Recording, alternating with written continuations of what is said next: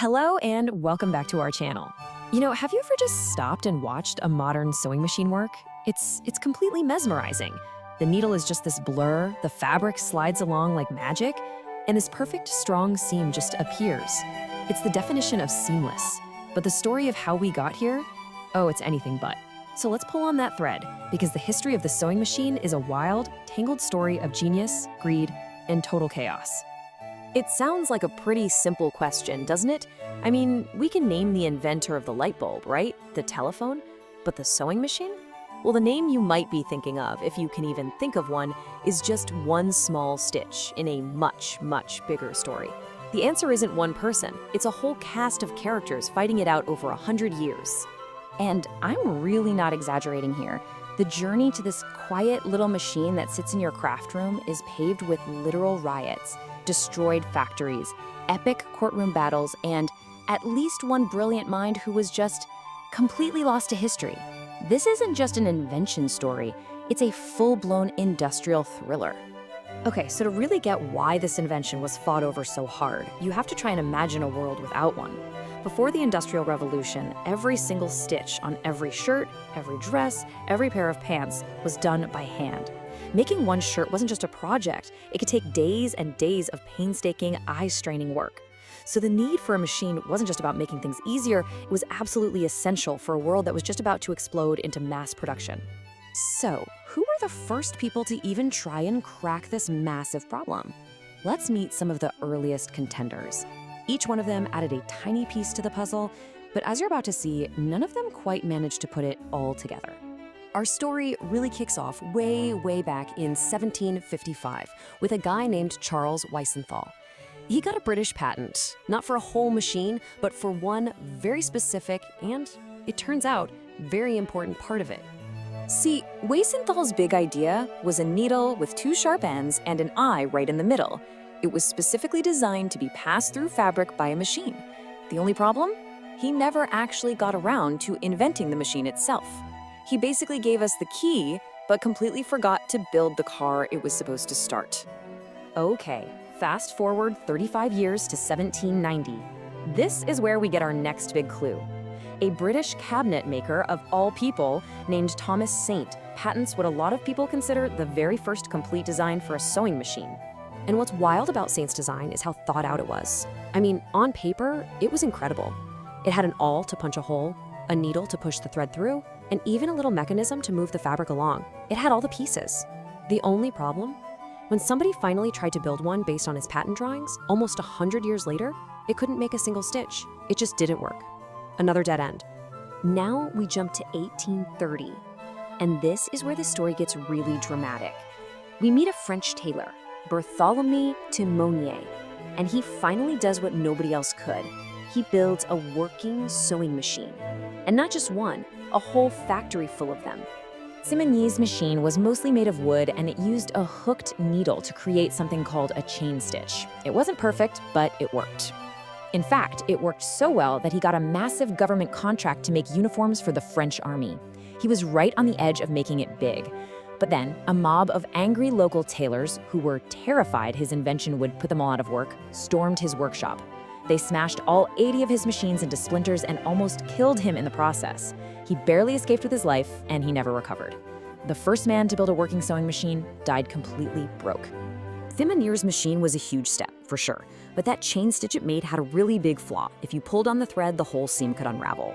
So the next great leap in this story required a brand new, much stronger kind of stitch, and that was the lock stitch. So what in the world is a lock stitch? Well, instead of using just one thread that loops around itself, the lock stitch uses two. You have the thread coming down from the needle, and as it goes through the fabric, it hooks onto a second thread from a little bobbin underneath. The two threads literally lock together right in the middle of the fabric. And this really shows you the difference. The chain stitch is kind of fragile. You pull one end and the whole thing can just zip right open. But the lock stitch, it's incredibly strong. It's secure.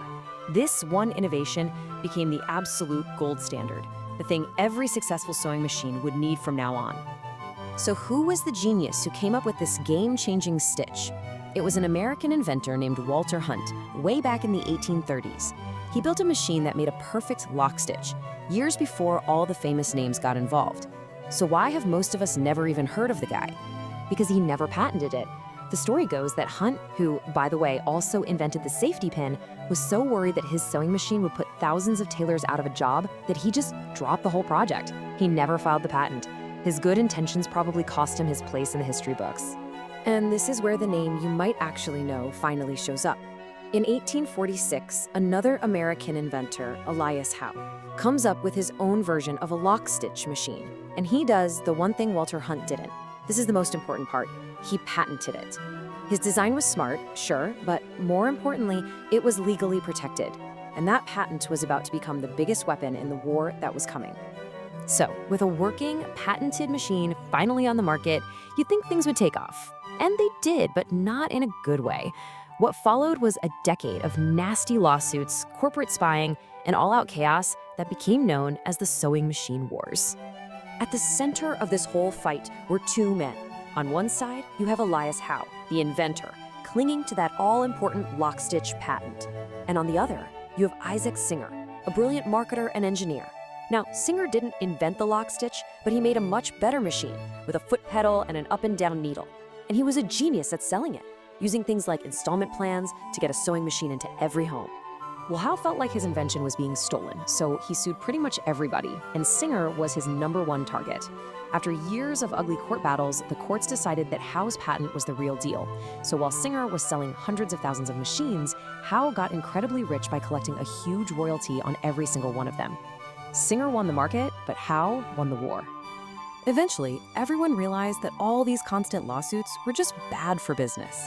So in 1856, the big players, including Howe and Singer's companies, did something totally new. They formed the Sewing Machine Combination, which was basically the first patent pool in American history. They all agreed to share their technology and pay a royalty to a common fund. The wars were finally over, and the industry could really truly take off. So, after all of that, who really invented the sewing machine? Let's trace the whole complicated path one more time, from a simple idea to a machine that changed the world. You know, when you lay it all out like this, the answer becomes pretty clear. It started with Wiesenthal's needle idea and Saint's blueprint that didn't quite work. Then Themenere proved it was possible, before Hunt secretly perfected the most important part. Howe was the one who legally locked it down with a patent, and Singer was the guy who finally sold it to the world. No single person here can take all the credit. It's just impossible.